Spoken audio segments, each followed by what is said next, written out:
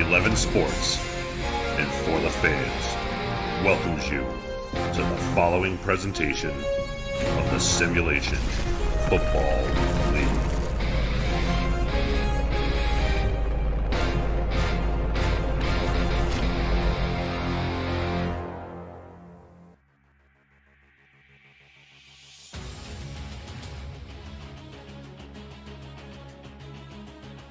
Plays host to the latest edition in one of the greatest rivalries in the Simulation Football League.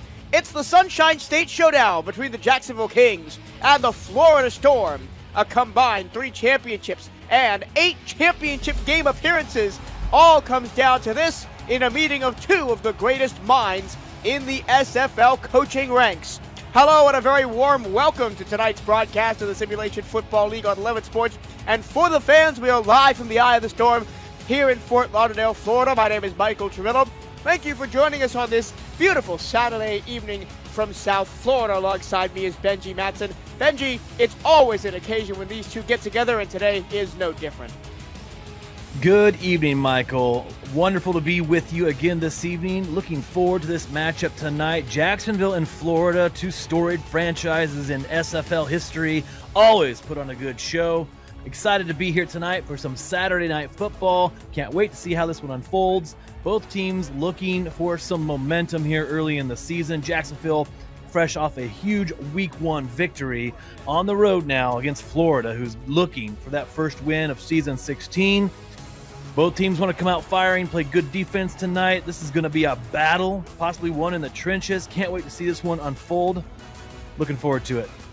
Well, it's always going to be a battle in the trenches when these two teams collide, considering they've got 3 of the top sack leaders in SFL history on the roster. I'm sure we'll get into that more as we go along. But Jacksonville won the toss, chose to defer, and we are just about set to go. The kicker for Jacksonville is Anthony CC, and he says, game on! It's time to play football. From the Eye of the Storm, all the way back at the goal line and up to the 24 comes Jeff Como, and here is the starting offense for the Florida Storm. Ron Cochran starts at quarterback. Charlie Blitzky, the rookie running back. J.W. Doyle is at fullback. Stephen Bush, Jeff Como, and E.J. Minton, the wide receivers. Veridin Zarkov, the second season man at tight end, and Greg McDonaldson and Joseph Wade man the offensive line positions. Here we go. First play from scrimmage, Storm in the all-blue, trimmed in teal. And a throw from Cochran out to the far side. That one finds Stephen Bush for 8 yards on the first play from scrimmage. Great start for Florida right off the bat. Connecting on the outside with Stephen Bush, one of these talented Storm wide receivers, looking to make an impact as they've lost one of their former leaders among their ranks at that wide receiver spot. Optimus Klein has moved on. So these Storm wide receivers are looking forward to the task tonight ahead of them. Optimus Klein now runs the show out in San Diego, and Florida we saw in the first week, a bit wayward without him. We'll see if that gets better this week. And now over the middle, a first down completion to Veridin Zarkov, his first catch of the afternoon, or evening, I should say. Veridin Zarkov is the second-year tight end in the Storm organization. Tall target at 6'5". Going to be coming on strong, I believe, in his second campaign here in the SFL. Zarkov holds the record for the longest reception in SFL minor league history. Here's first down and 10. Nice slant pattern over the middle into traffic and into Jacksonville territory. Rumbles E.J. Minson, who kind of emerged as the new wide receiver 1 towards the end of last week's game against Lone Star. That's very true. He did capture a score from Ron Cochran there in last week's game, finished with 8 receptions, 85 yards. So from the wide receiver perspective, he was the top receiver in last week's game. Cochran under center, 3 receivers to aim at, 4 down linemen, but Jacksonville only sends 3. Underneath, the pass goes to Zarkov, and Veridin Zarkov will get 9 yards. So the offense from Florida looks a lot more efficient than they did last week. We get a rare occasion, Benji and I, of calling the same team 2 weeks in a row. We don't usually get that in the SFL, so we can compare directly this week's performance to last week's against, on paper, a better defense. Second down and 1. Here's the first run for Charlie Blitzky, and the rookie loses a yard, goes backwards, and there's that venerated defensive line for the Jacksonville Kings. Here's the Jacksonville defense. On the defensive line is Mike All, A.G. Pennypacker, Hunter Norwood, and Jaquan Hale. Linebackers Keenan Samuels, Jay Martin, Clay Jones. Corners Rain Rie, Michael Sprouse, and Bernard Gooden. Alex Bond and Suko Lomato man the safety position. Now it's 3rd down and 2. Split back, 2 receivers left. Handoff Blitzky, trying to pick his way through, and he finds a hole. Falls forward for a first down to the Jacksonville 34. Charlie Blitzky is the touted rookie here. Toted the ball twice in a row right now. Week 1, he only carried the ball 4 times. Managed to scamper for 25 yards. Had some good burst in his runs in Week 1. But I think handing the ball off to Charlie Blitzky a bit more in this game tonight is going to be one of those keys to Florida. Here's Blitzky in the passing game for the first time, where Charlie was more effective last week, was receiving the ball. 63 yards and his first touchdown as an SFL Major Leaguer. And Charlie, the Bullet Blitzky, was busy last week. 13 targets out of the backfield, made 100% of his catches, 13 for 13 on the week, was one of the actual top receivers in the SFL in Week 1, making his rookie debut. Florida loves to utilize those running backs out of the backfield on those pass routes. Again, single back, Cochran under center, drops back to pass. The lefty fires over the middle into traffic, and it's caught down inside the red zone. Stephen Bush, his second catch of the opening drive, and already Florida has flipped the field from their starting position and gotten inside the red zone. Yeah, this is a fantastic drive to start the game here for Florida. Here we see on this replay, great route by Stephen Bush across the middle. He's got great hands, one of these talented receivers for Florida, and they're starting fast this week. This is not what happened against Lone Star last week. They couldn't convert early in the game. Here, it's going to be important for Florida to finish off this drive with a touchdown. Press man coverage comes for the defense, and they're going to run right through it with Blitzky, and he'll get 2 yards off the left-hand side. A 27-13 victory for Jacksonville last week against Houston, and a Houston team that fell to Los Angeles in the first block of games, mostly because the Los Angeles defense came to play. Here's 2nd down and 8 from the 16-yard line. Split backs again, 3 receivers. Cochran underneath, and it's caught by Jeff Como, his first catch of the ball game, and a 7-yard gain.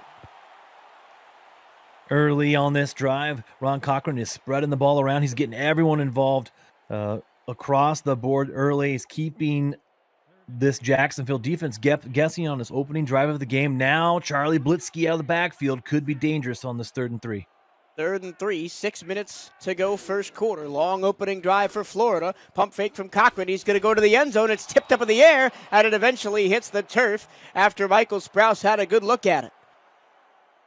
Yeah, I think Jacksonville noticed on tape last week, too, how active Charlie Blitzky was in that passing game. I think they played some good defense on this drive and almost was able to come up with the interception there in the end zone. Good stand here on the goal line by the Kings to force a 4th down. We might see the field goal unit coming out here. They almost had an interception there in the end zone, but I think they'll take the end result here, hopefully holding Florida to a field goal attempt. A great play on the deflection by Keenan Samuels, the round 1 rookie out of Tacoma, to prevent that pass from going through. If he didn't get a deflection on that, that's in the hands of E.J. Minson. So on for the extra point, here's Ethan Sneed, 3 of 3 in Week 1. And this one a relative chip shot. It is up and right through there from 27 yards. So Florida takes a 3-0 lead, and we're about to see the Jacksonville offense, led by Christian Christensen, onto the field next. This is one of the best quarterback battles you will find in the Simulation Football League. Christensen, an 8-season veteran. Cochran, an 8-season veteran. Both been with these franchises for their entire careers. They've had some epic battles, 2 championship games against each other.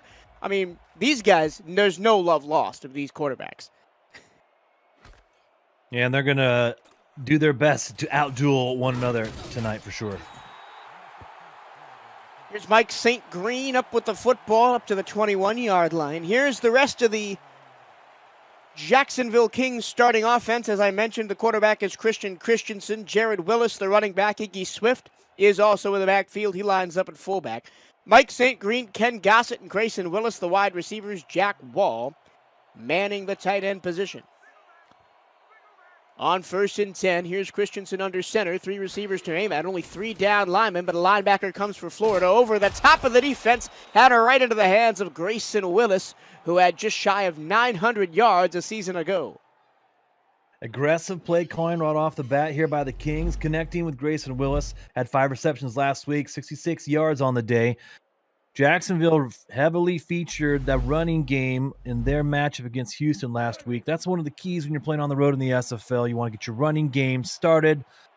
Jared Willis leading the league early with 250 yards on the ground in week 1, but Kings out of the gate are gunning on 1st down. Here's the handoff. Penalty flag flies. Not sure what that was for. Maybe a free play. That was Iggy Swift, the fullback, gets his first carry of the season. Didn't pick one up last week. And it looks like they're going to call a hold on Jacksonville, so it's going to back the Kings up. And Jared Willis, even though he didn't carry the ball that time, he is inches away from history. He could get to 50 career rushing touchdowns tonight if he picks up 3 of those. So now 2nd down and 20 after the penalty. All the way back at the 26-yard line. Christensen in the flat to Willis. He bowls over a defender and gets out of bounds after a gain of just 3 yards. And this, as we mentioned, is a series long in the making. Their first meeting all the way back in season 10. That's 3 calendar years ago, and they've played 8 times since then. Florida leads at 5-4, and as I mentioned, 2 of Florida's 3 championship victories have come at the expense of this Jacksonville squad. Christensen on 2nd and 17 in the flat to Ken Gossett, his reliable receiver. He's also been here in Jacksonville 8 years, and he gets it back almost to the original line of scrimmage. Sets up a 3rd and long for Jacksonville on this drive. That holding penalty has set them back here. 3rd and long, Florida can expect to see a pass here out of Jacksonville. Can sit back maybe in a little bit of a deeper zone and try and prevent that 1st down. Get this ball back. 5-step drop for Christensen. He's going to air it out, and he's got Grayson Willis into Storm territory. 3rd and 11. Easy pickings for the veteran Christian Christensen. And perhaps too soft of a zone right there. Christensen was able to find the sweet spot in between those Storm defenders there. Great catch by Grayson Willis, bringing in his 2nd in of the day. Sets up the Kings just across midfield with a 1st down. And now they are marching here successfully on their first drive of the game. It was an impressive drive for Florida. Got all the way inside the 10, but was forced to kick a field goal. We're now seeing if Jacksonville can do one better. Almost 3 minutes left to go in the first half. Here's Jack Wall making a reception through contact and picking up the 1st down. I thought that spot was a tad bit dubious, but they will spot him beyond the line to gain. And the Kings are coming out firing. They're choosing to throw the ball here early in this drive. Have not yet gotten Jared Willis involved on the ground. Into the flat this time to the far side. And that pass is caught by Mike St. Green, the 2nd season player. Only had 364 receiving yards in his first campaign with the Kings, but 4 touchdowns. Mike St. Green's a capable receiver. MSG, they call him out of Houston, Texas. He's there when you need him. He might have had 4 touchdowns last year, but you can be sure he'll improve on that total in season 16. 2nd down and 6 after the gain of 4. Christensen sidearms it over the middle into traffic, and it's almost picked off. In and out of the hands of safety Ryan Tobin. I'll take this opportunity to run you through the Florida Storm defense. On the defensive line, it's Deontay Stoneville, Alessandro Tomaello, and the dangerous Alex Dominguez. Eric Hammer and Maverick Hughes are the linebackers. Ryan Davidson, Adam Jones, and Evan Carroll, the corners. Ryan Tobin and Andrew Francis are the safeties. Now 3rd down and 6. Can Jacksonville convert on 3rd and long again? Yes, they can. And it's that same slant play over the middle. This time it's St. Green on the receiving end. Well, it's an effective play. Picks up the 1st down for Jacksonville. This drive is continuing to march on now, approaching 10 plays on this drive. Florida, 12 plays on their opening salvo. So both these teams are having some success early. Both defenses are kind of just playing a little bit of a waiting game, trying to see what the other team's coming out in here early. He goes for the end zone. He's got the end zone. Touchdown, Jacksonville. Grayson Willis on a late curl. Easy money for Jacksonville, and they've got the lead. Yeah, great connection. CC Christensen finds his main man there. Finds his main man, Grayson Willis, in the end zone there for the touchdown. That was an easy throw and catch. A nice pitch on the gridiron by Jacksonville there to finish off that drive. That was a fantastic drive on the road here against one of their bitter rivals in Florida. Only 2 touchdowns receiving for Grayson Willis a season ago, but almost 1,000 yards. Ken Gossett was mostly on the receiving end in the sharp end of things. That was a kind of a lazy snap and hold, but it does go through for Anthony Cece. So it's 7-3 with 2 minutes to go in the first. To finish my point, Ken Gossett, 8 touchdowns, 962 yards. Grayson Willis, 890 yards, but only 2 touchdowns. But also, Grayson Willis, a phenomenal 13.2 yards per reception in season 15. Away we go again from 4 yards deep in the end zone, bringing it out up to the 21-yard line. And that is where the Florida Storm will take over for their second series of the day. Well, the Florida defense won them a couple of championships in seasons gone by, but it was not at the races last week against Lone Star as they were demolished for 45 points, most in a single game in Florida history. That's not the kind of history you want to be making. Here's Cochran, 1st and 10 from the 21. Floats it to the far sideline. Nobody covering Stephen Bush. Easy pitch and catch for 11 yards and a first down. Very similar play to the very first one of the game for Florida, where they were able to catch Stephen Bush on that out route on the outside. Florida picks up a great gain on that first down. Now they're in a here we see Jacksonville actually challenging. They don't think Stephen Bush got his feet down for that reception. We get our first look at owner and head coach Frank Gooden. This is, in my humble opinion, the best matchup of strategists we have in the SFL. Between Max Paul for Florida and Frank Gooden of Jacksonville, 2 pioneers of SFL strategy. Back in seasons, 9 to 13, kind of pioneered the defensive line strategy that won, as I said, Florida 3 championships, took Jacksonville to 2 finals. The sort of revitalized the kind of run and shoot of earlier SFL seasons. Minneapolis is kind of big throwing offense comes to mind, and if you SFL historians out there. Here's 1st and 10 from the 32-yard line. Handoff, Blitzky wrapped up and dropped for a loss of 1. Nice job there on the defensive penetration. Getting back to the football was Jones, and it'll be 2nd down at 11.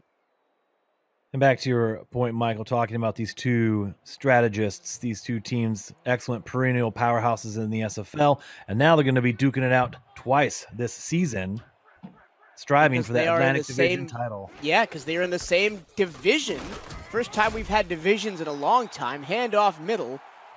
That's J.W. Doyle, the fullback. And he'll get a couple of yards. It'll be 3rd down and 7. We saw on the Jacksonville opening drive, Christensen and company completed 2 3rd down and longs. Now let's see if Florida is up to the task.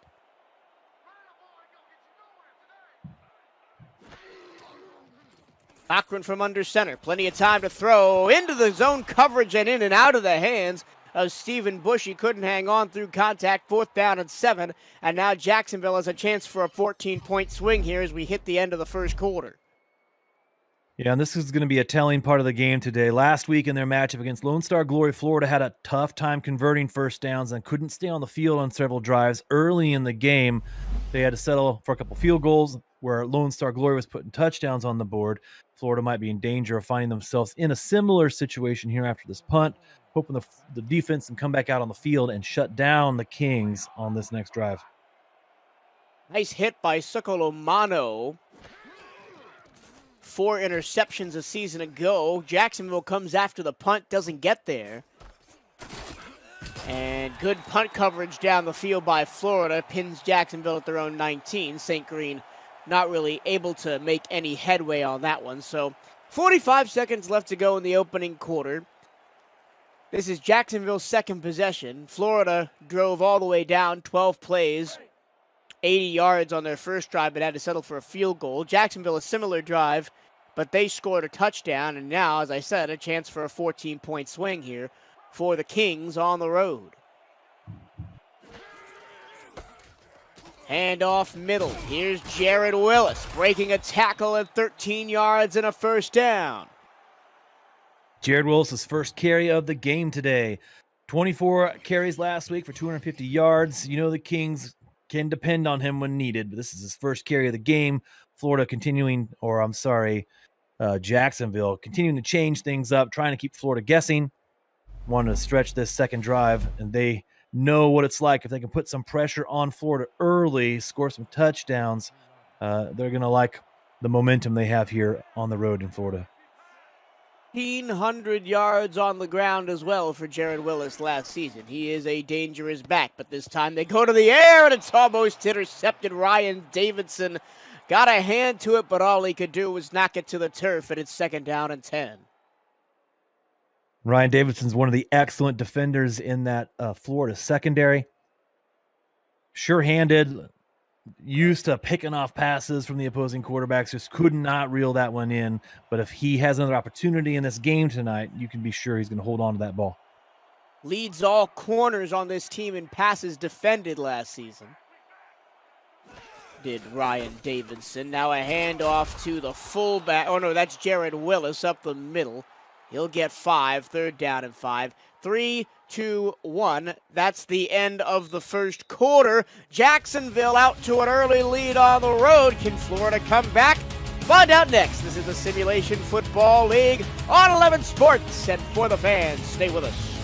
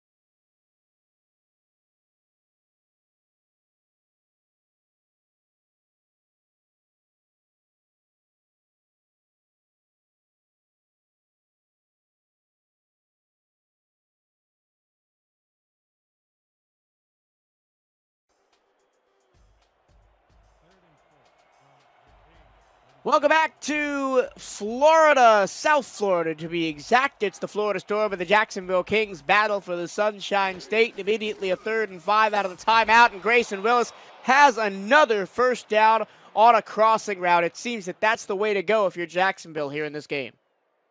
Yeah, that's a great play. That's not even a scripted play call there. That's just CC talking to his man on the outside. We're gonna do that dippity do right there. They probably have a more technical name for that one right there. They knew exactly where they needed to go to move the chains on that one. Great connection we see there. Christensen and his receiver. So Jacksonville gets a fresh set of downs at the 44-yard line.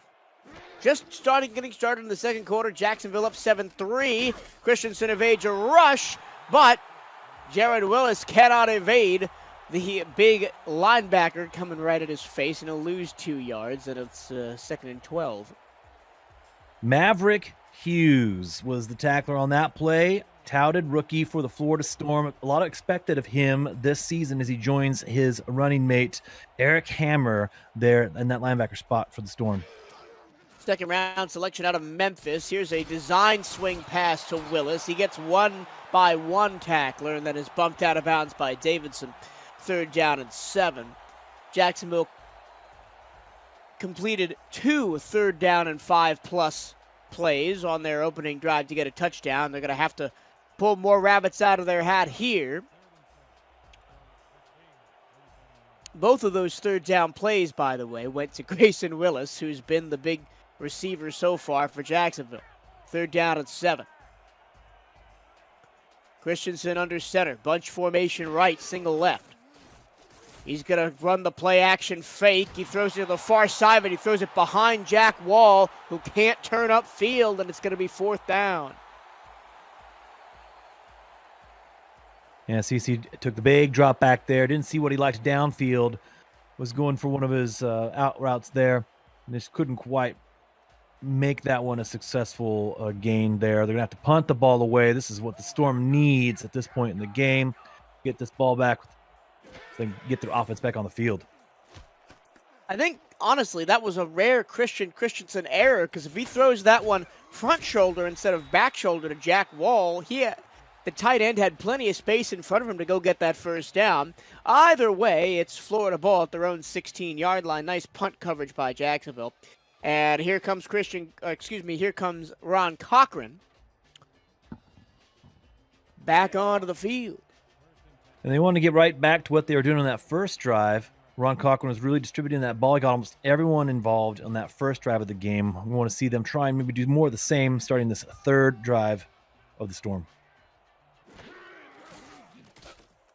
Cochran, slant middle. That almost looked like a Jacksonville play. They got 9 yards out of it. E.J. Minson on the catch, his 2nd of the ball game.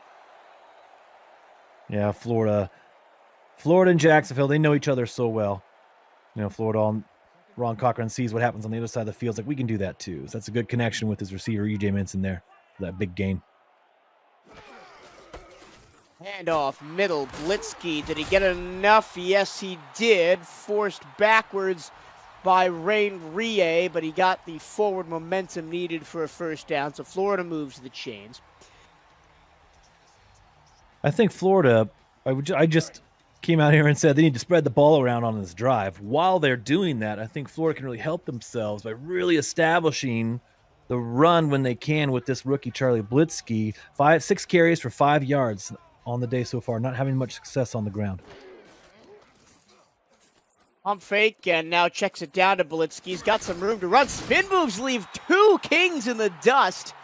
And Mart makes the tackle to prevent the first down. Nice pickup of 8 yards by Blitzkey. And that is where Charlie was most effective last week against Lone Star. Out in space in the passing game. Absolutely. And that's how he scored his first touchdown of his SFL career on a rather beautiful play where he took it to the house on a swing pass just like that.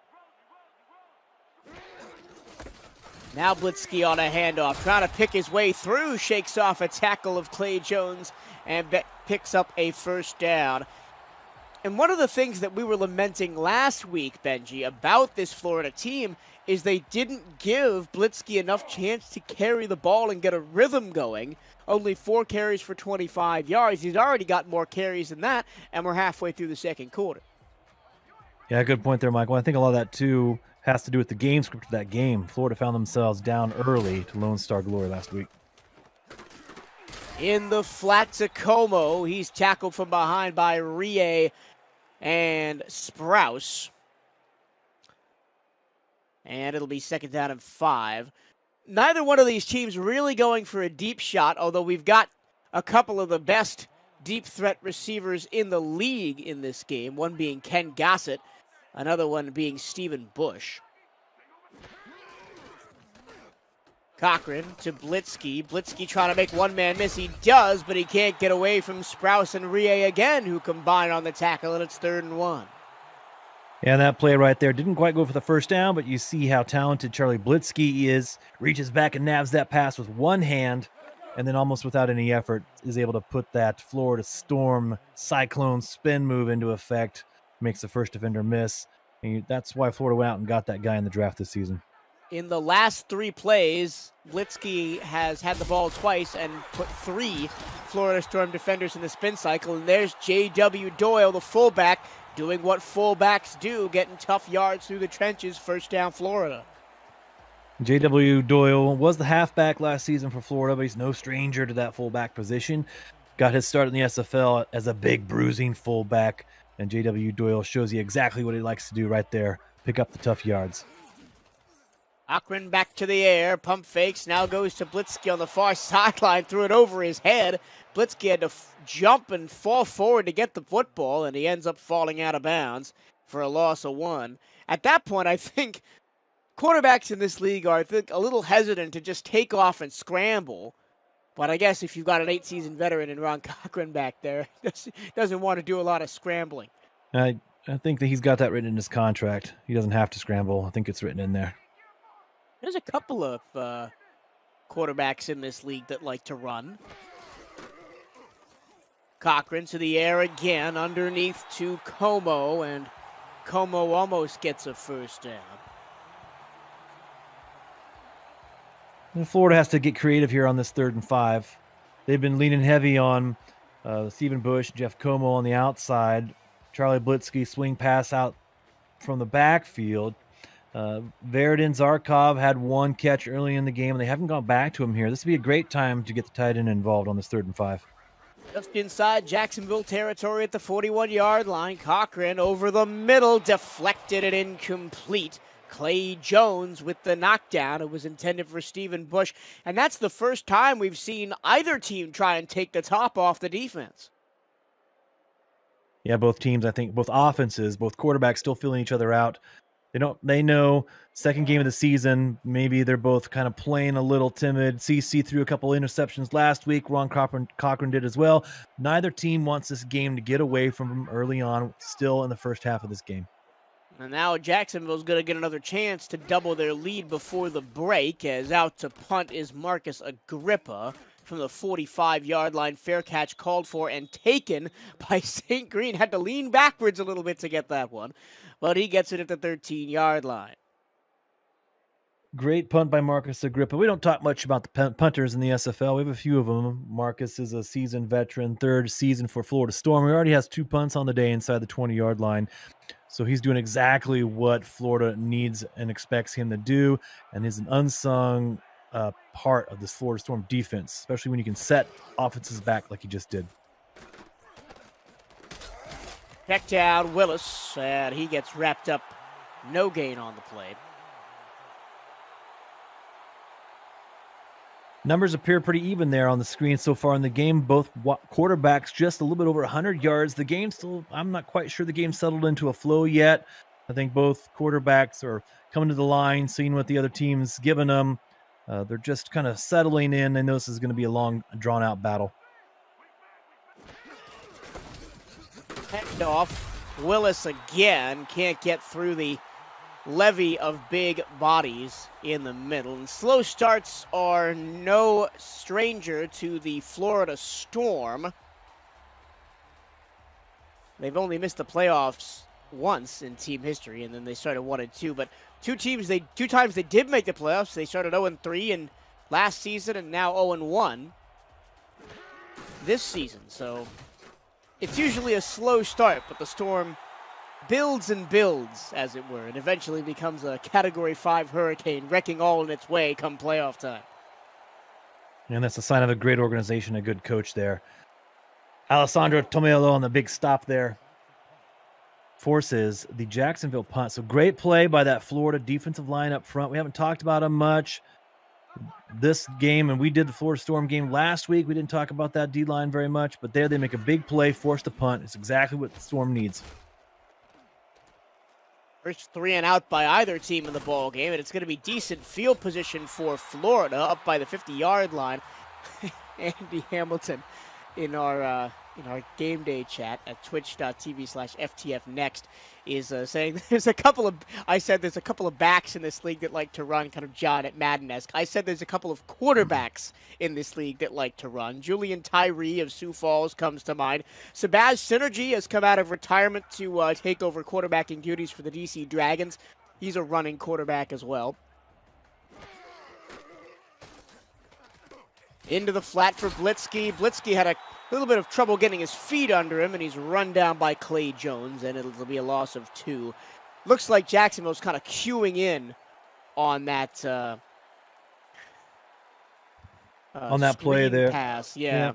Even if Charlie Blitzky's the primary receiver in that pattern, Ron Cochran needs to be just a little bit more patient. Got to give him time to get out there so he can do more damage when he catches the ball, hopefully in stride. Second down, 12. Cochran. Here's Blitzky again, and he is tackled again, this time for only a gain of 1. Third down, 11 coming up, but first we have a game break. Here's Cameron Irvine at SFL Studios. Mike, St. Louis on the board first.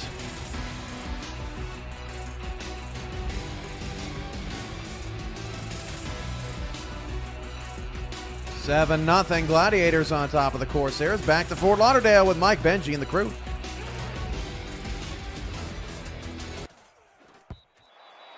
Well, I thought I was going to have a big play to call there, but Rod Cochran threw the ball over everything. Good to see St. Louis doing well early on in that game with Queen City as they are up 7-0. And both teams trading 3 and outs here, getting to the end of the first half. It's been a very quick moving game here as both teams have been playing kind of safe on offense. A lot of runs, a lot of underneath passes that keep the clock moving.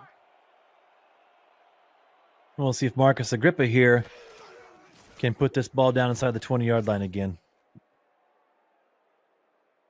Long kick. It doesn't really stop rolling. Oh, it kicks back at the 1 and is down inside the 1. Oh, that is my lesson to never doubt Marcus Agrippa. What a punt. Marcus Agrippa is one with the ball. I thought for sure that was going to roll into the end zone, but right at the 1-yard line, it just stopped short and kicked back the other way like it had a mind of its own. And now Jacksonville in the shadow of their own end zone have to rely on Jared Willis to try and get somewhere safe. He runs up the middle for 2. Tackled by Eric Hammer. And not is that just a great defensive play by Florida, but now full complement of timeouts, 2-minute warning. They could get this ball back and go for some points at the end of this half. Jacksonville backed up to their own goal line. Let's see what happens next after the break. This is the Simulation Football League on 11 Sports and For the Fan.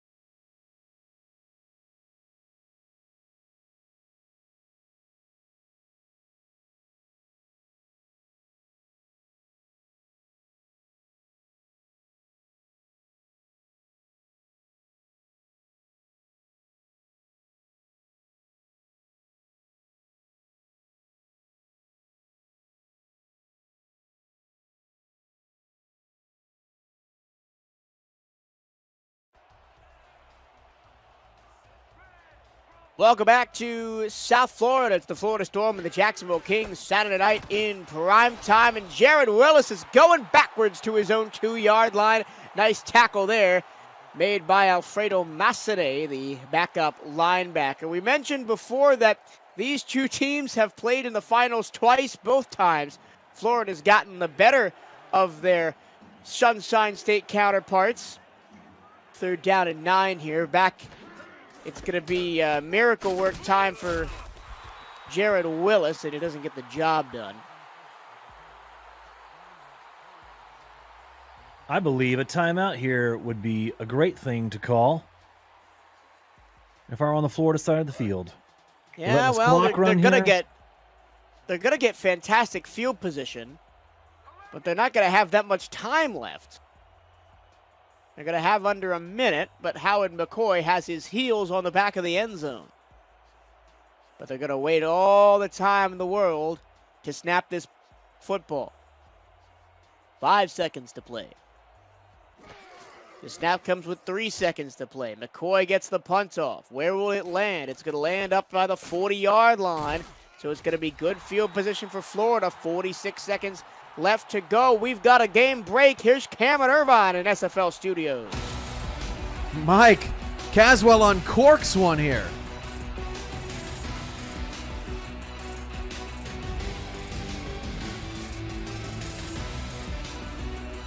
Seven. They're scoring points, and Florida and Jacksonville playing some defense. Back to Fort Lauderdale, Mike and Benji. Cochran to Blitzky, gets a block, gets around the edge, can't get out of bounds, and Florida calls their first timeout. Looks like A.J. Caswell's trying to show his fellow veterans how it's done. Big over-the-top throw. We've been asking for one of those all first half. Haven't gotten one yet. And now's the perfect time to unleash one of those, too, if you're Ron Cochran. You don't have enough timeouts to play the swing pass game here at the end of this half. Too far to go. You're just under the 35-yard line. Yes, they're in field goal range. You got a great opportunity here with 2 timeouts. Be aggressive. Try and put a touchdown on the board. Doesn't look like they're going to do that here with only 2 wideouts. They're going to go Blitzky again. He breaks a tackle, then gets dragged down to the 30. Here comes up tempo. They're going to save their 2 timeouts. But this is not a formation where I would want to go up tempo and with only 2 wideouts. Here is Doyle, but Doyle has room to run. He breaks a tackle. He breaks 2 tackles and gets out of bounds. Rumble, fullback, rumble down to the 18-yard line. J.W. Doyle makes the most of his opportunity there. It didn't look like he was going to be making much of a positive gain on that play, but sure enough, dismisses a few Kings there on that play. Gets the first down out of bounds. Florida still has life here with a few plays left to go at the end of this half. Goodbye, Michael Sprouse. Goodbye, Rain Rie. The Doyle train is going downfield, and there's not much that can stop me now. Florida with their second trip to the red zone. First time they were forced to kick a chip shot field goal. And let's see what the plan is here with 20 seconds left and 2 timeouts, but they're going to get a free play. Cochran is going to be run down. He just throws the ball away, but it only wastes 1 second, and they get 5 yards out of it, so no harm, no foul on the Florida side.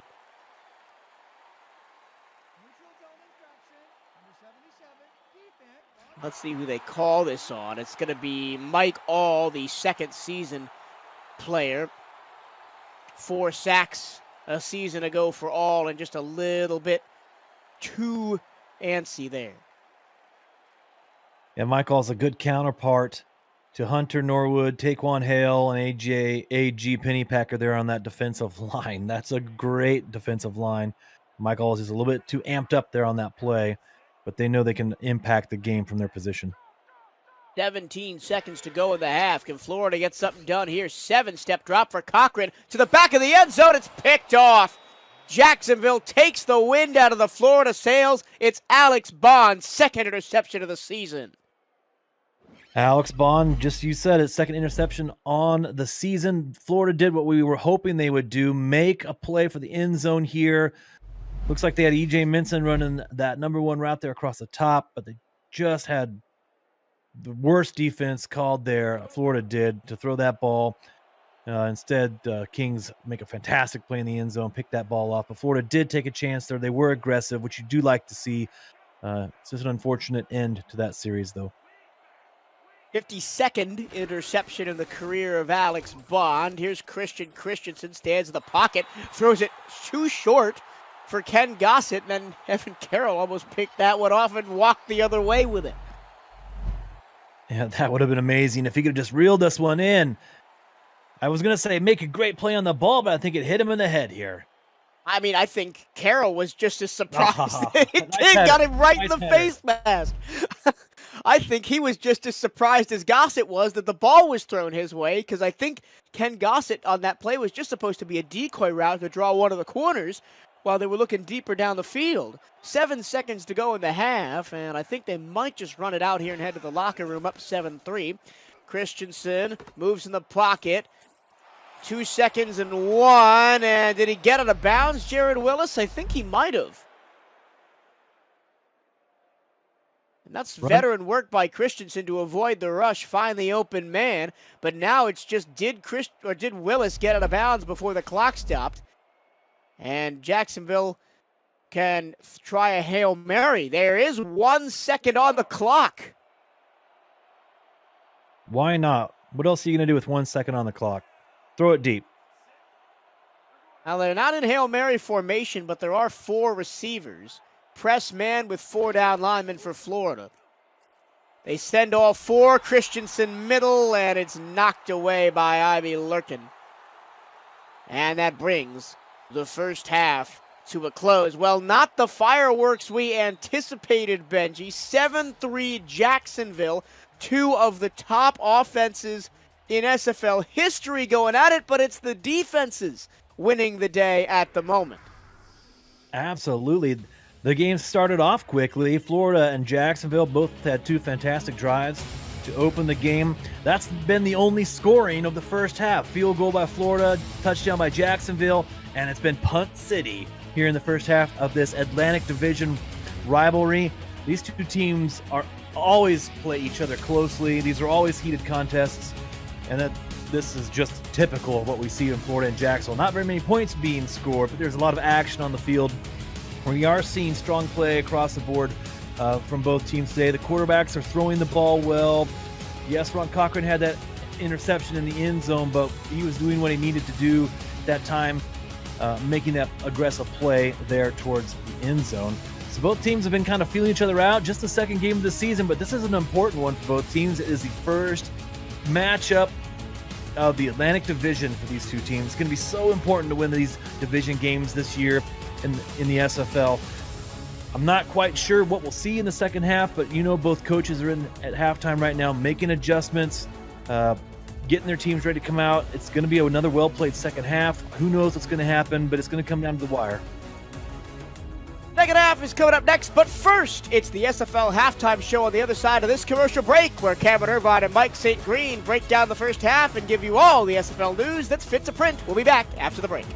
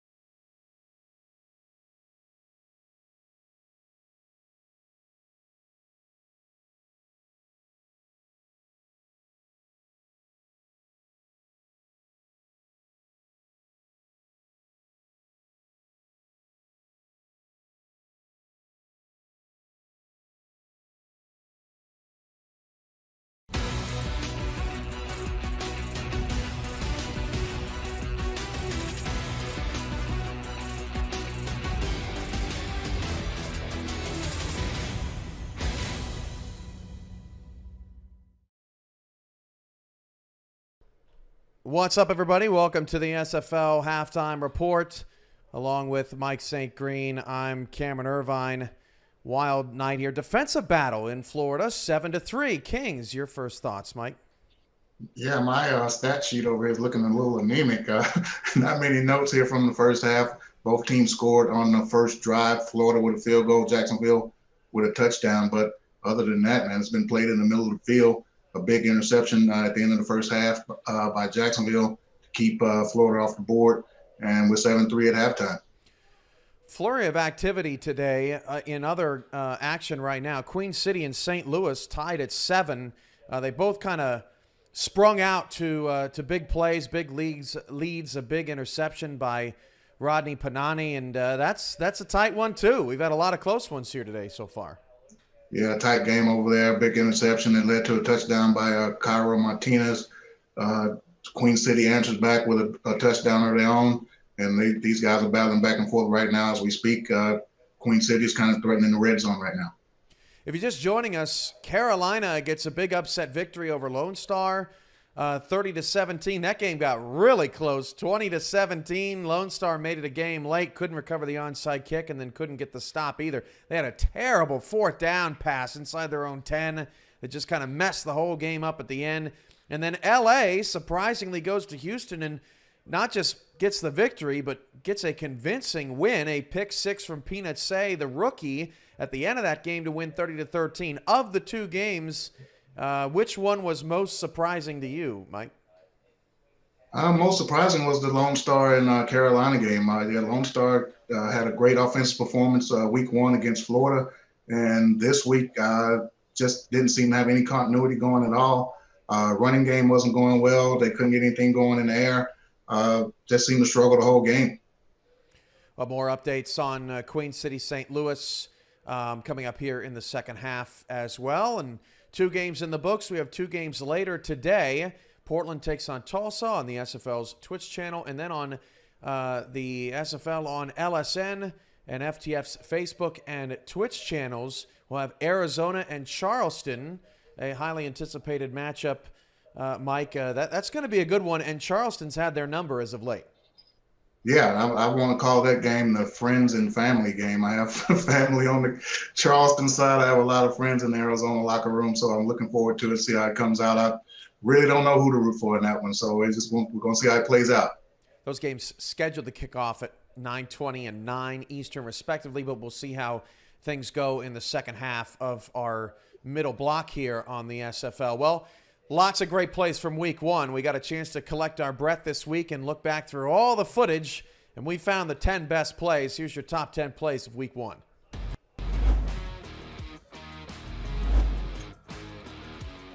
Trips to the bottom of your screen. One back in the backfield. That Streeter. Play action pass to him. He fires to the top. One-handed catch is caught for the touchdown by B.E. Robo. And Louisiana gets the score that they needed. Yeah, and that was wide open. That was really wide open on the far sideline. The corner and the linebacker right there just not going. And will they snap the ball? 4th and 1, 3 in the backfield. They will. Hart left side. He's going to get taken down. Denver gets the turnover on downs back near midfield, and a big stop on defense to give Josh Miller the ball with great field position. And what an amazing play by the linebackers. They're getting into the backfield, getting off of his block. That was Marlon Marshall. Just an amazing play to get that 4th down stop, and bold call by Sioux Falls. They're taking some risk today. They went with that QB sneak that didn't work. They go for it on 4th and 1, but an amazing play by Denver defense to get that stop. Split backs for the Swarm. Get to Hollywood one more time. Fights through traffic. Spins off of it. There goes BDG Hollywood. 30, 20, 10, 5. Touchdown. He explodes like lightning into the end zone. And I'll be accepting gratuitous compliments from Mark Chisholm on that one. And I'll take credit for mentioning how he had been bottled up. That big run. And that's what I said. He's one of their primary weapons. You can see what he can do. Break tackles, and then he shifts into overdrive. We'll see if they can stop him here on 2nd down. 2nd and goal. Goal line look here out of San Diego. Richardson wants to throw against it. Fires. Oh, and it's caught! Oh, how did Jack Flash do that? Jack Flash, you are incredible! What a completion! I'm at a loss for words right now. How? Let's watch the replay here. I that looked like it was going to be a sure interception just off the hands of Ron Hoff, and it finds its way into the hands of Jack Flash for another highlight reel catch, but this time it goes for 6 and gives the Lycans the lead. That looked like it hit him in the thigh there, Gerald. I mean, that is incredible. That's the type of play you tell your family about who had. It's gone in the third quarter, all tied at 10. Colin Pearson, his first game in the SFL. Quick drop. Bombs it down the left sideline. Has a man. It's caught by John Blades. Blades is behind the defense. Only one man could stop him, and he will take it to the house. A 79-yard touchdown link up from Colin Pierce to the veteran John Blades. Vegas takes the lead. Tim, I told you this kid has an absolute cannon. Look at him uncork this ball and let loose. These are the kind of plays that he's absolutely able to make there. A bit of a sluggo route there by Blades there to the corner, and just the arm strength to get it out there. We've seen a lot of passes in this game, Tim, that have been too short there on those corner routes. Finally, we get one that's right on target, and it's by the kid, the rookie, Colin Pierce.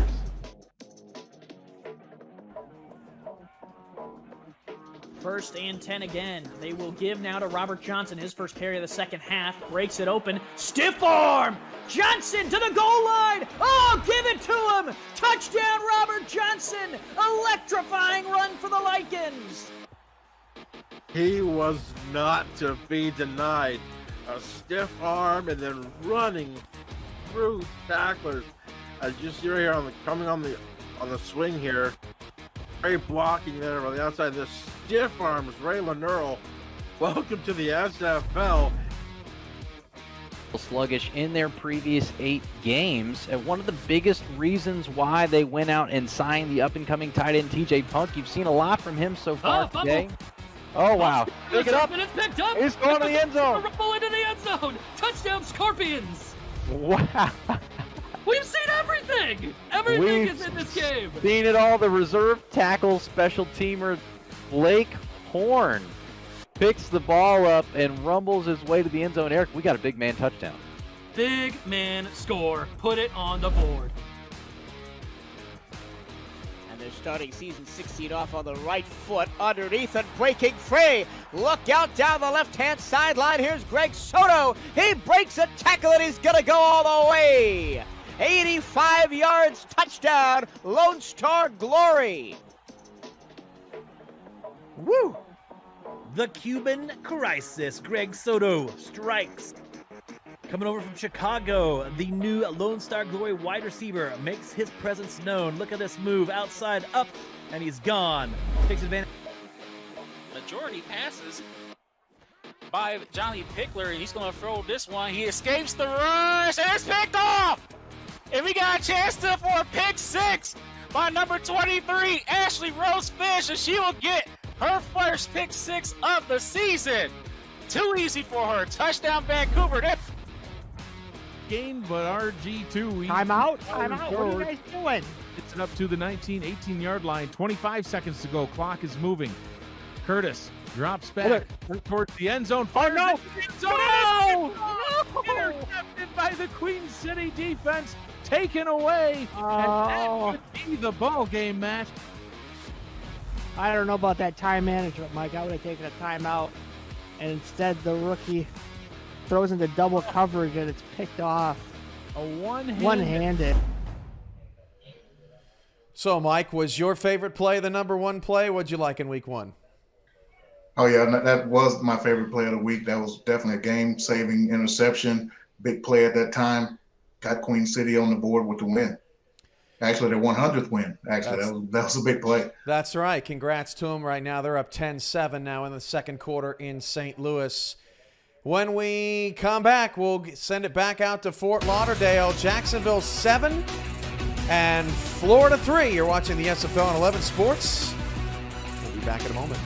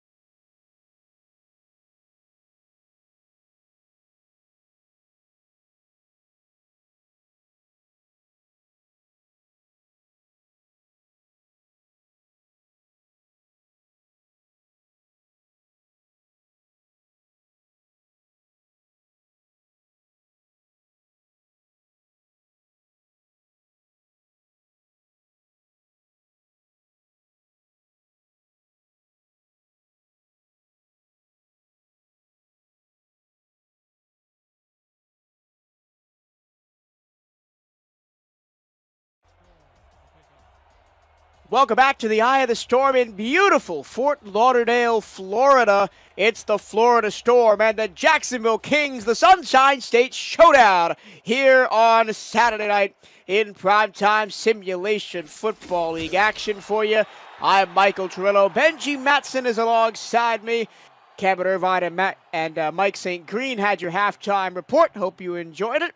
And we are back. Jacksonville deferred in the first half, so they'll get the ball up 7-3 and a chance to score some points. We've had an entire quarter without any points in the second. No points, a lot of punts in the first half. Let's flip that here in the second half. How about that?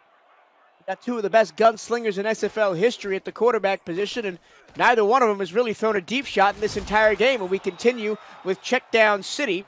Jared Willis picks up 6 yards on the first play from scrimmage. And Benji, I was crunching the numbers at halftime, some overall statistics from these franchises. And these two teams have been in the league a combined 17 seasons. I want you to guess how many times combined they've missed the playoffs. We'll get your answer after this. 2nd down and 4, I formation. Haven't seen a lot of I formation, but it works this time. Is squeaking through for the first down is Jared Willis up to the 34. I'm going to guess your trivia is some sort of trick question, but I will say they've missed the playoffs a combined 4 times. No, a combined 2 times. 1 each. The Storm in Season 14, the Kings in Season 7. Over the middle, off the hands of Mike St. Green, and which surprised everybody. Andrew Francis was right there, but was unable to make a play on the loose ball, 2nd down. I think that stat that you shared with us is just, again, a testament to the quality organizations, the great coaching, the great players that come into the programs and want to stay. They want to be Jacksonville Kings. They want to be Florida Storm. And they'll spend their careers here. So I think it's a testament to the organizations that they've only missed the playoffs a combined 2 times. Christensen, 0-step drop to Willis on the outside. Willis gets crushed. Good luck getting off the canvas as Evan Carroll running downhill at you. That looked like it hurt from up here. You can hear that crunch all the way up here in the broadcast booth. So now 3rd down and 8. Christensen. He goes deep. It's caught by Ken Gossett. Finally, one of these quarterbacks takes a deep shot down the sideline, and Ken Gossett reels it in and hangs on through contact for the big 1st down. That is quite a throw by CC there. Right off the gun, he knows where he's going with this ball. Ken Gossett runs a great route, but he just slips that ball in right in front of the safety there. Great ball placement, good play. Great connection between Christian Christensen and Ken Gossett. We were wondering where Kenny G was most of the first half. He was just getting warmed up underneath. Here's Gossett again. Breaks a tackle and gets out of bounds after a 9-yard gain. Maverick Hughes, the rookie, could only push him out of bounds. And to your point of players wanting to get here and stay with these organizations, there are only 3 players on this Jacksonville team, Jacksonville team that weren't here last season. Iggy Swift, who came over from London, and their 2 rookie linebackers, Keenan Samuels and Jay Mart. Here's another I formation handoff, and it goes back to the line of scrimmage and no more. Did we see I formation in the entire first half from either team? I don't think we did. We saw a lot of split back. Yeah, I don't think that we did. I think right after halftime here, you're seeing something new. Jacksonville bringing Iggy Swift onto the field to act as that fullback. Now we got full house backfield here on a 3rd and short. It's going to be in the hands of Jared Willis, most likely, as he's the nope, it's going to be the fullback. Look out here, Ziggy Swift. His 2nd carry of the game is a 1st down. Iggy Swift coming over from London in the offseason. That's a signature play there for Iggy Swift out of that full house backfield. Just that little fullback dive. He's did such a great job with that as a Knight. And that's a nice component that Jacksonville now has at their disposal. Iggy Swift out of the backfield. Here is Willis, and I'll finish my overarching narrative here about players staying with teams, as Florida only has 4 new players from last season, 3 of those via the draft, and one of those, the center Joseph Wade, didn't even play on a team last season. He was just picked up in free agency.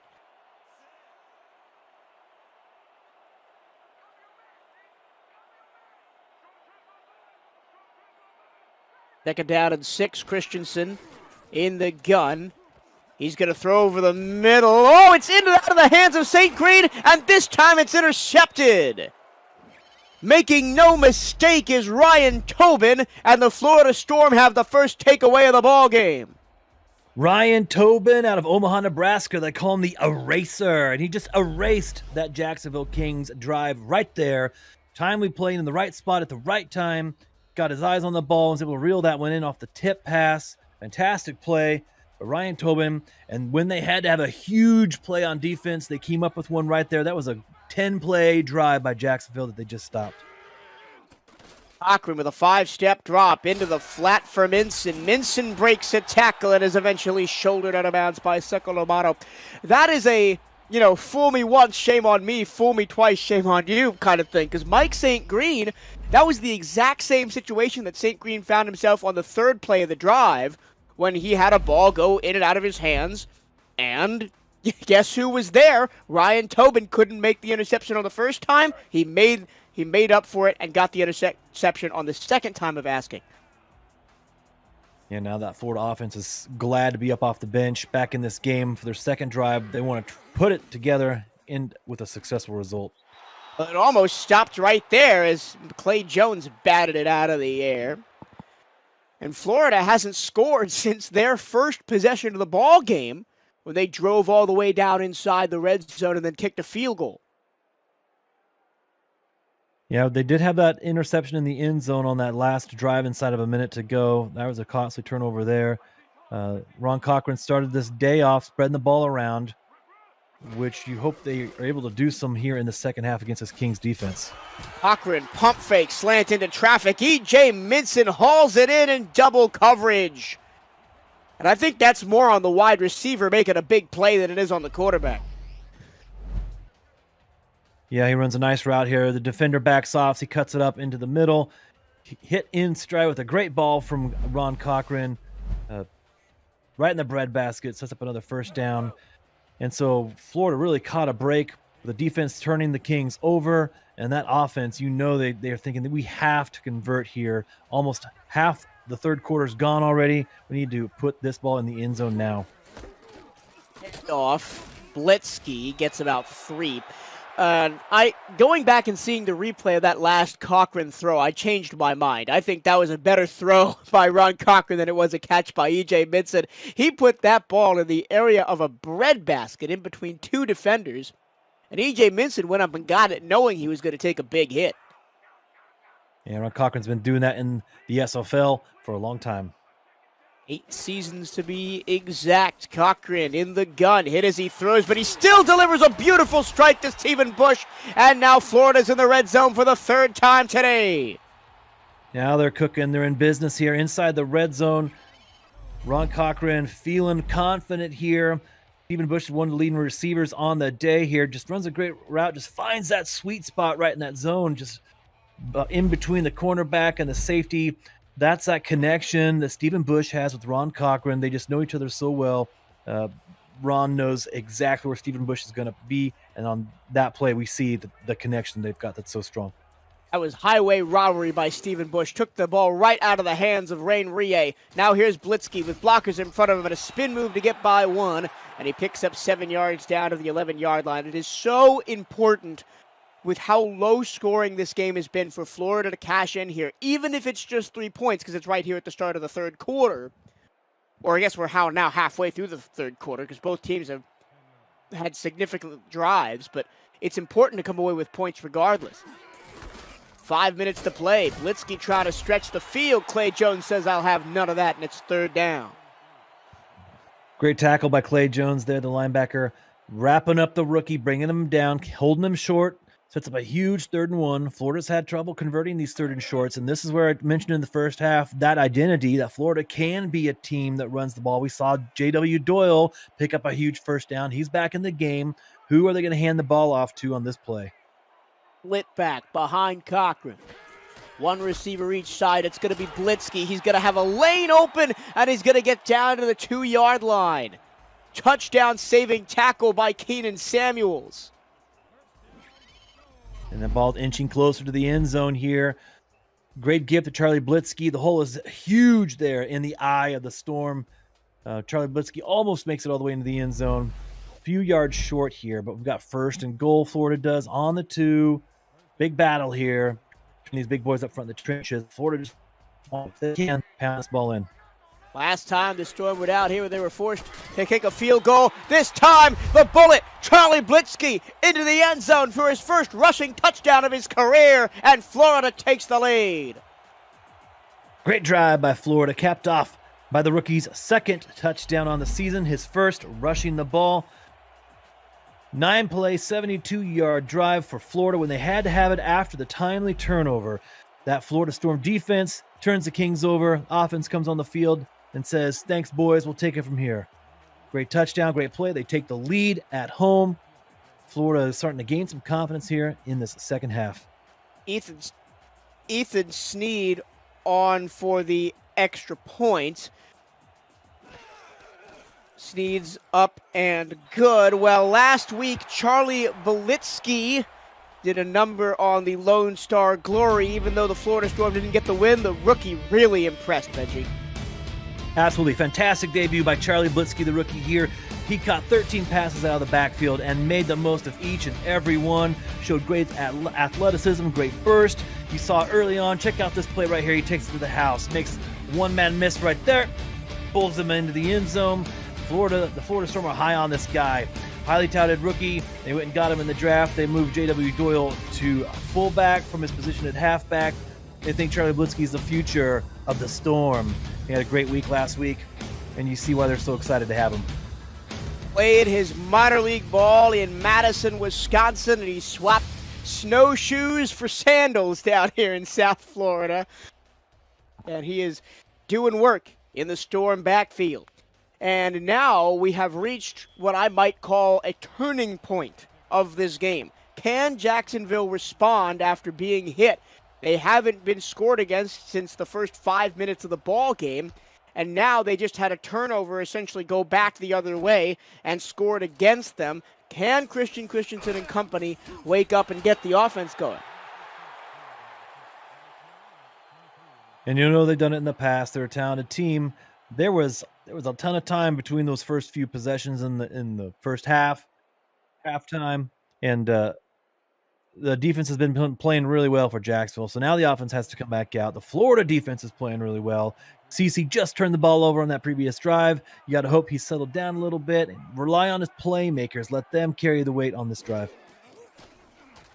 Christensen in the flat to Gossett. He rumbles out of bounds. And we've got an SFL game break. Cam and Mike in the studio. Take it away.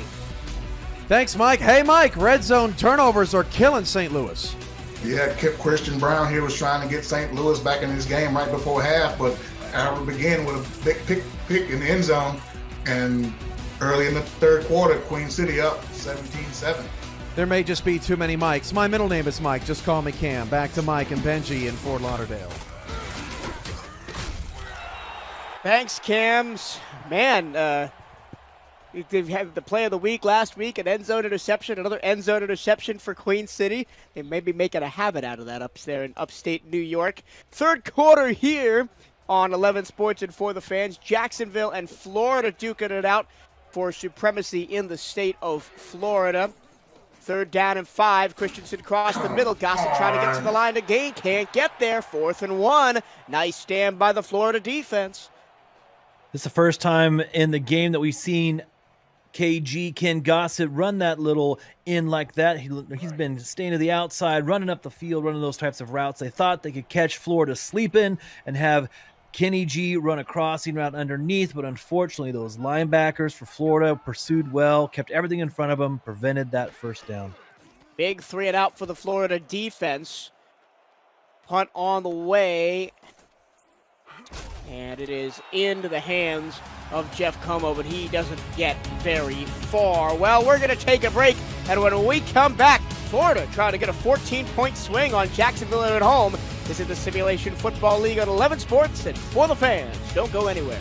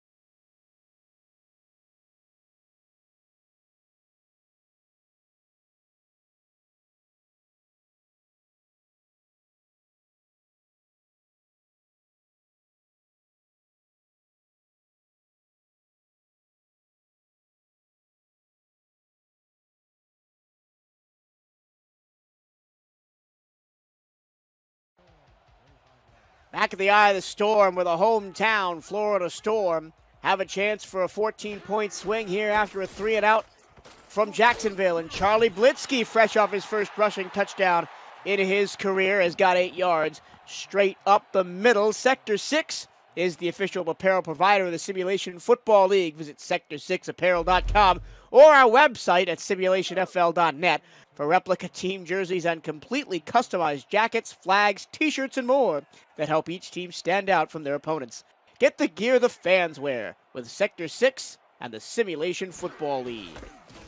Blitzky again, this time no blockers in front of him and no luck up the middle, 3rd down and 1. Jacksonville has been struggling on offense basically ever since the first quarter, but unlike Florida, they haven't been able to kind of get out of this rut. What are they doing wrong, or what is the Florida defense doing well that is allowing the Storm to kind of take control of this game? Now, get your answer after this. 3rd and 1, Blitzky looking for a lane, finds it, picks up a 1st down close to midfield. Well, I think we're seeing the main difference at the moment in this game is that tipped pass interception. Jacksonville has been driving on Florida. Both teams have moved the ball, well at times. Both defenses have been playing very stout defense. But that turnover on the previous play, that tipped pass and the Florida interception, that's the difference in the game at the moment in this second half. Now Florida has all the momentum. Momentum is king here in the SFL. Blitzky on the outside can't get anywhere. Nice tackle in space by Sprouse. So, yeah, both teams have had plenty of drives of double-digit plays. Jacksonville, a 10-play drive, an 8-play drive, a 9-play drive. Florida with a 9-play drive, and a 12-play drive on that last touchdown. Here's Cochran, middle, and again he finds a slanting Stephen Bush in space. 1st down into Jacksonville territory. Yeah, that was a hot ball thrown by Ron Cochran there. And Stephen Bush was wide open on that play. Ron knew exactly where he was going once that ball was snapped. Great route there on the outside. Again, he's starting to distribute the ball, kind of get it around to everyone. When this drive started, it looked like maybe they're going to be trying to feature Charlie Blitzky. Maybe they will on this 1st and 10. But Ron Cochran and the Storm doing a good job of shaking things up. Right single left. Here's Blitzky. Up the middle, has plenty of blockers, and he's just going to be run down from behind as he was slowed up a little bit by the blockers out in front of him. It's not often you see as we get to the 3rd quarter, so I'll save my point until the end of the break. 4th quarter, put your 4s up. It's the Storm and the Kings. 4th quarter coming up next.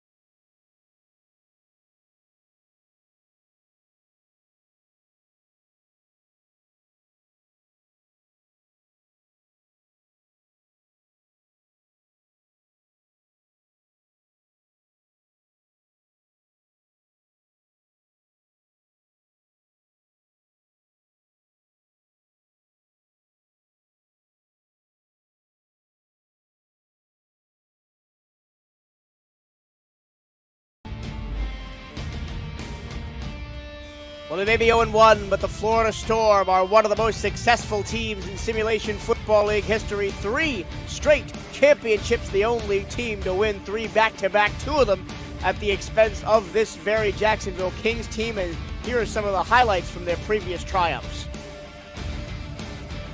Florida Storm are known for having excellent teams, a dominating team for a stretch there in the SFL. Feared, no one likes to play the Florida Storm, and even in their down years, always at the end of the season, Coach Mighty, this team, they're never a team that anyone wants to see in the playoffs.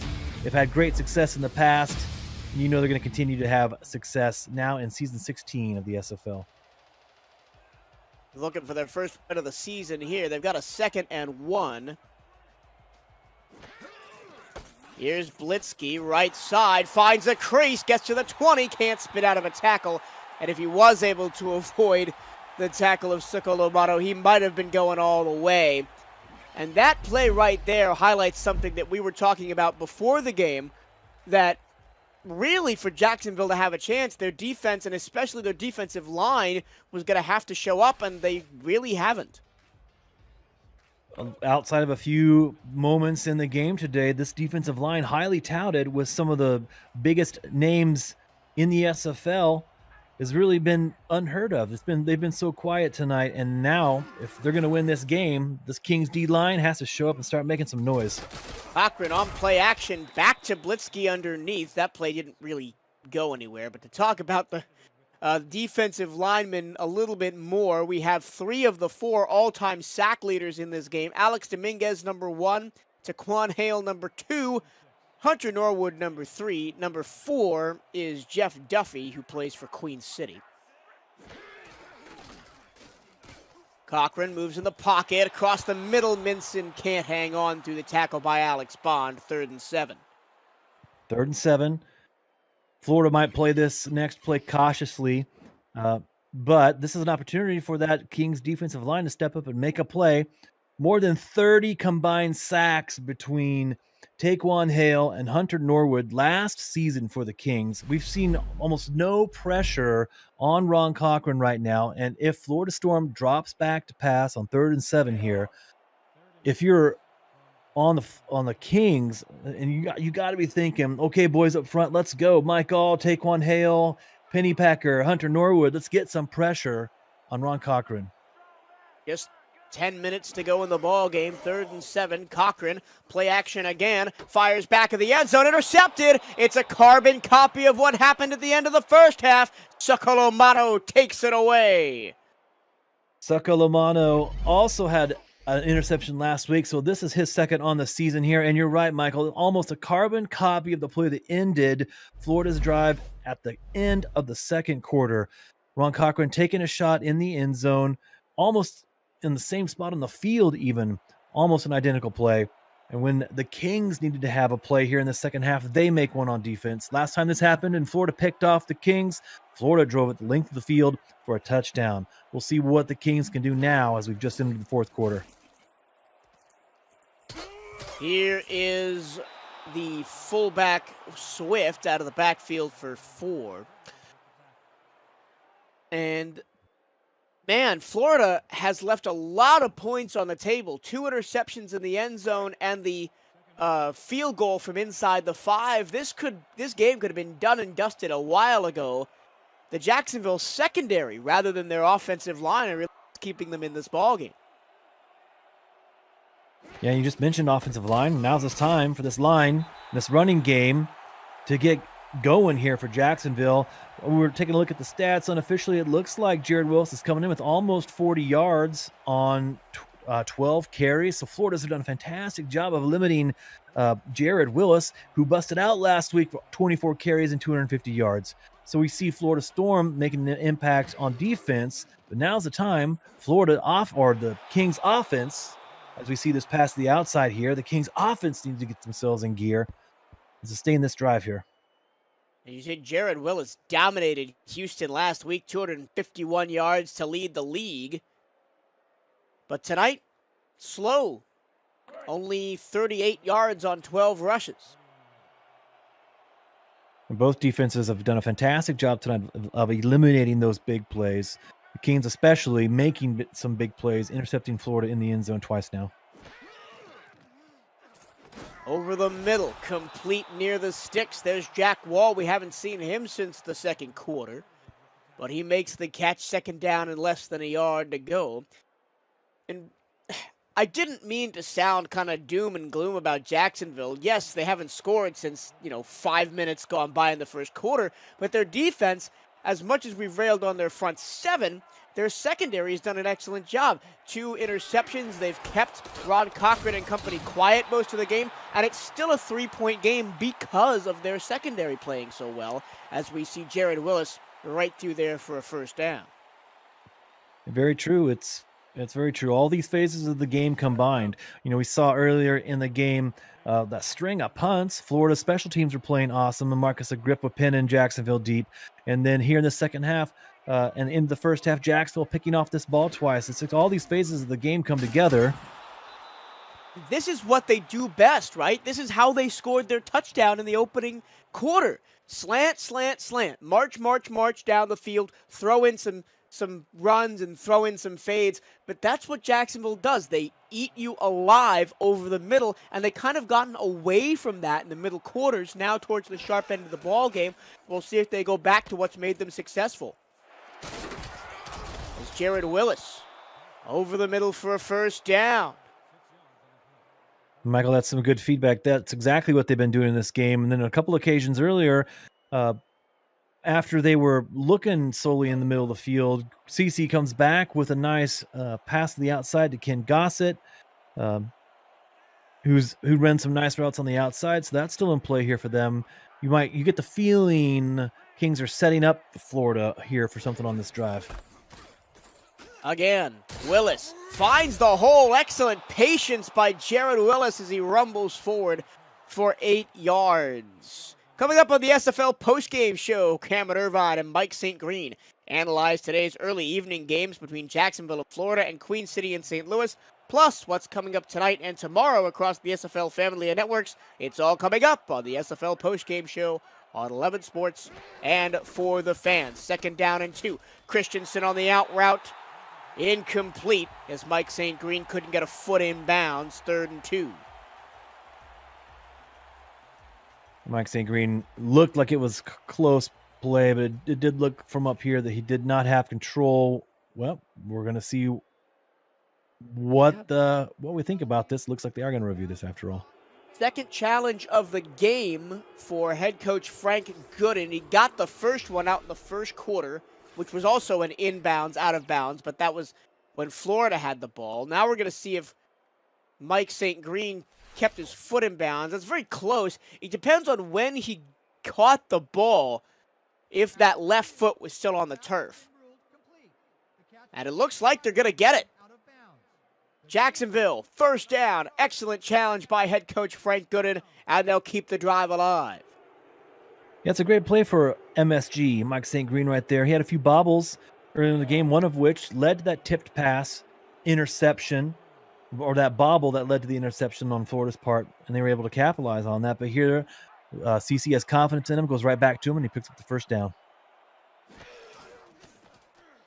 Christensen avoids the rush, throws underneath. Grayson Willis picks up a catch and gets 5 yards. And speaking of what's coming up tomorrow on For the Fans Network, it's an international clash as the Mexico City Aztecs travel to visit the London Knights, followed by the Season 15 championship rematch between the Sioux Falls Sparrows and the Baltimore Vultures. Bonus coverage of Fort Worth, Louisiana and Vancouver, Atlanta is also included. Coverage starts at 4:30 p.m. Eastern Standard Time. The SFL on For the Fans football season is just beginning. Oh, man. This has been one of the greatest weekends of games, purely matchup-wise. I mean, you've got the battle for Florida, 2 longtime rivals. You've got the championship rematch between Sioux Falls and Baltimore. I mean, you've got Vancouver, Atlanta, who've got offenses that could put up 60 points. That game could be 60-60 going overtime. I mean, you've got it all. Great scheduling by someone in the league. Great tackling there by that Florida Storm defense. Alfredo Massanet gets through there and stops Willis on third down, and now this is for the tie. Anthony Cece, 2 of 2 a week ago. This one from 42 yards away with the right foot. It's right through there. Anthony Cece, now 68 of 68 in his career. Most field goals made without a miss in SFL history for Anthony Cece as he ties up the ball game. In other words, automatic. So now Florida back in control, 4:45 to play. We've still got the 2-minute warning. Both teams still have all 3 timeouts. Plenty of twist in the tail could be happening here in the next 4 minutes and 45 seconds. You do not want to touch that radio or TV dial. Florida will start at their own 27-yard line. Keep up with the SFL and its teams on social media at SimulationFL. Follow and subscribe to all the channels: Facebook, Twitter, Instagram, YouTube, Twitch, and even TikTok. From teams to podcasters, final scores to major highlights, SFL Social has you covered.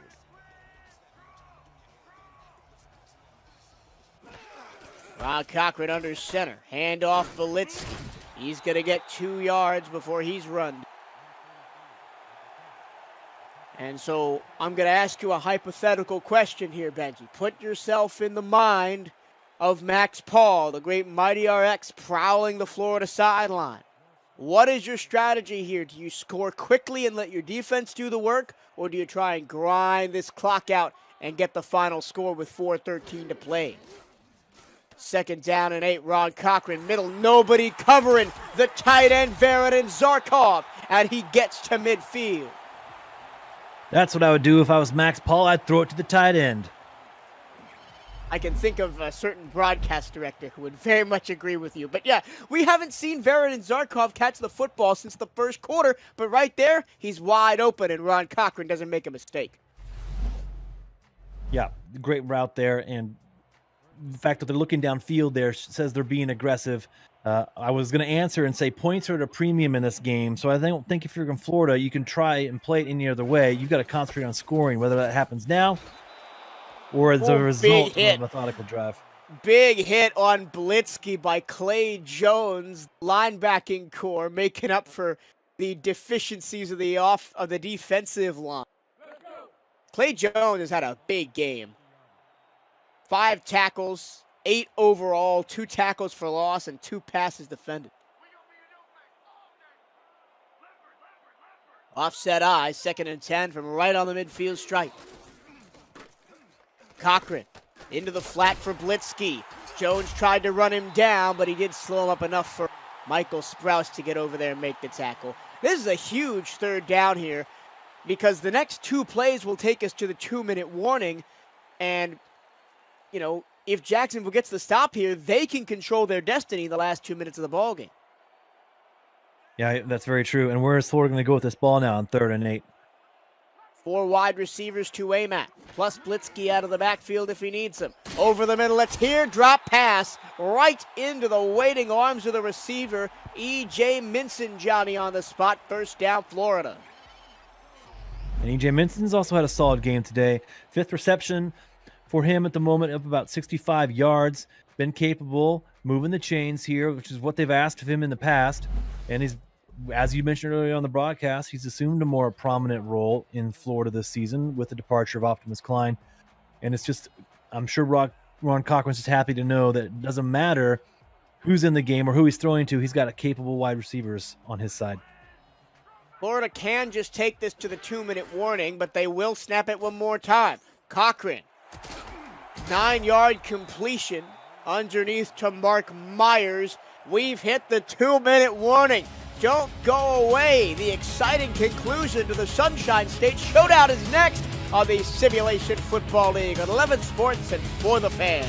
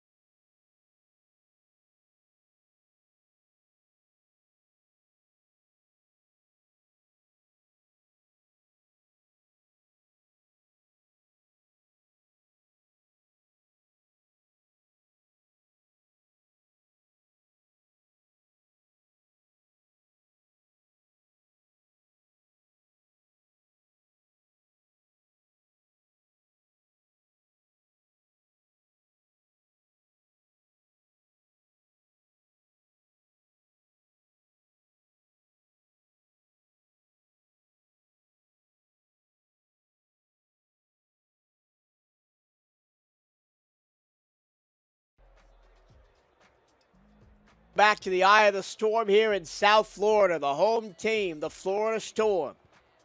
At the Jacksonville 24-yard line in a tie ball game. 2 minutes to go.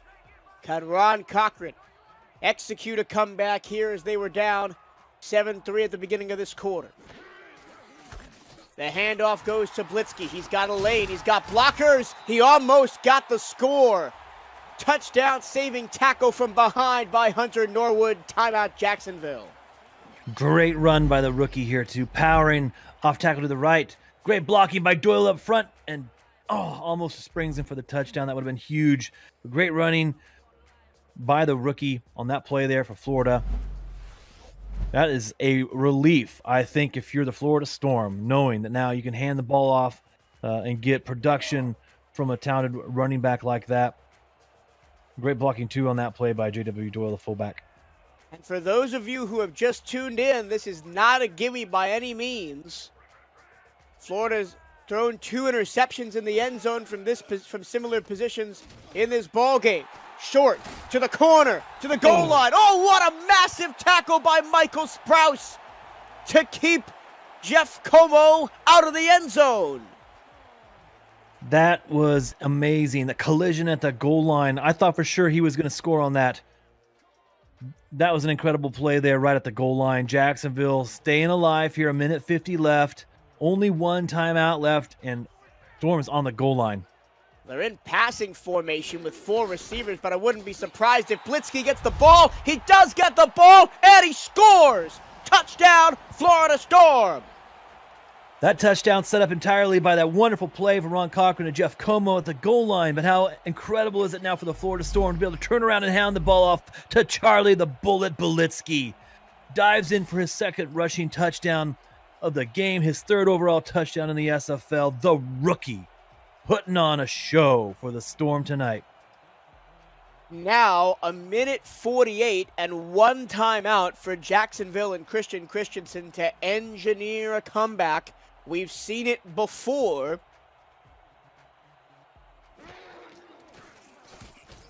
But will it happen here at home in a critical division matchup? We return to divisions for the first time in a while in the SFL, and that means Jacksonville and Florida see each other twice this season. These two teams will end the season against each other up in Jacksonville last week of the season. Wouldn't that be wild if it was for playoff seeding or even to get into the playoffs?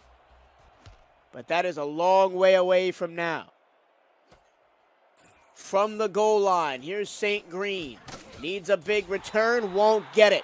Only up to the 23-yard line. Nice tackle by Pierre Lyon.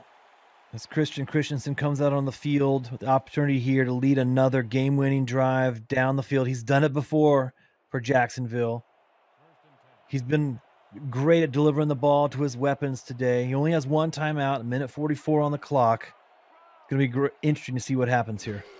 Here we go. Christensen going down the field, picked off! Florida's gonna win the ball game. Evan Carroll with the dagger. Cornerback Evan Carroll wins the game, seals the deal.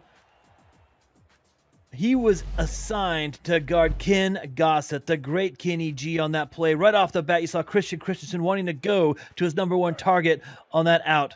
Well played by Evan Carroll, bringing that ball in, securing the victory, and now Florida lines up in that oh-so-sweet victory formation. Well, we were building up for a big final drive, and that ended pretty fast, well, didn't it? But for Florida, it's just as sweet as can be. They get the win over Jacksonville. It wasn't the game that we expected with 2 of the best quarterbacks. Wait, Jacksonville's going to get the ball back, maybe. Quick Minute math. 38 to go. Quick math. Something I'm not very good at, but potentially. Usually when teams are in the victory formation, the coaches have done the math correctly, and they're going to see out the rest of this game. But you're right. There will be 4th down unless they want to. I mean, if they kneel on 4th down, they get the ball back right there. So the Jacksonville will get the ball back. There'll be about 15, 20 seconds left and no timeouts. They're going to get one play. It's a very odd decision by Florida. I think, well, they're betting on their all-star punter coming out on the field and burying the Kings. Is what they're hoping for here. Unless they think they're in field goal range and they're going to try and rush the kicker on Ethan Sneed for like a 56-yarder. That would be an even stranger decision to kneel on it 3 times and then bring out the field goal kicker now. I think they're going to punt it with Agrippa. Yeah, that's correct. My football mind is moving way too fast. Marcus Agrippa on to try and seal the game. They're going to have about 10 seconds, will Jacksonville, depending on how good this punt is. The last punt that Agrippa had from this position was inside the 1 from Jacksonville. Just stopped at the goal line. This one's going to be fielded by St. Green. And 13 seconds remain for Jacksonville to go the length of the field. And now's the time. If you have that play, that 84-yard guaranteed touchdown strike play in the bag, now's the time to bring it out if you're Jacksonville. Remember, after this game, we'll be heading for bonus coverage of Queen City and St. Louis with Eric Vincent and Cade Stevens. And then after that, back to the studio with Cameron and Mike St. Green. Underneath, Gossett, got to get it out of bounds, can't do it. Got to get up and spike the football, 5 seconds left. I don't think they're going to have the time. Here's the snap. It doesn't come. Florida hangs on, and they're going to take the Sunshine State Showdown 17-10 over Jacksonville. Well, they made it a little bit difficult for themselves at the end, but the Storm got it done. They're 1-1, and so are the Kings. What a game. It started slow. Battle of the defenses in that first half, but that was a lot to take in there in that game. A lot of action. Both these teams playing hard in Florida tonight. Congratulations to the Storm, evening the record at 1-1. The Kings fall to 1-1. How different is it now in the SFL? These two teams taking stock after the second game of the season.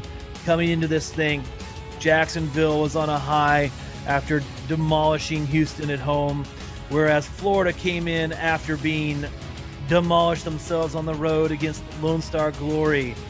And here at the end of this one, it's the tale of the tape that seems the fortunes have been reversed. Both teams now 1-1. Well-fought game. Kudos to Florida, the great defensive game plan, keeping Jacksonville off guard all game long, and Florida overcoming some costly turnovers. They prevail in this one, 17-10. Great game tonight in the Sunshine State. Florida now leads the all-time series with Jacksonville 6-4. There was an opportunity tonight for the Kings to tie up that series, but Florida prevails 17-10. I'm now going to have to ask you the tough question. I'm still turning it over in my mind.